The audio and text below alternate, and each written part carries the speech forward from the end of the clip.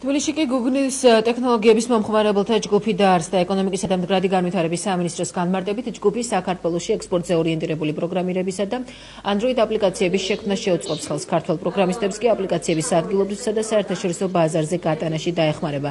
დღეს გუგლის კონფერენცია ქორთიარდ მარიოტში სწორედ ეკონომიკისა და მდგრადი განვითარების სამინისტროს მხარდაჭერით ჩატარდა შეხვედრას ახალგაზრდა პროგრამისტები, ოლიმპიადაში გამარჯვებული მოსწავლეები, ასევე IT კომპანიების წარმომადგენლები და სხვა დაინტერესებული პირები ესწრებოდნენ.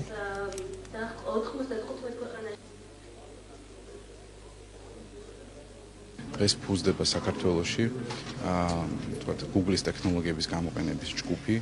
ჩვენ შევით იმ 94 ქვეყნის რიგებში, სადაც უკვე არსებობს მსგავსი საზოგადოება და რა თქმა უნდა, ეს ხელს შეუწყობს ზოგადად, რომ მოხდეს საქართველოსთან გაუსვლელად ცოდნის ექსპორტი.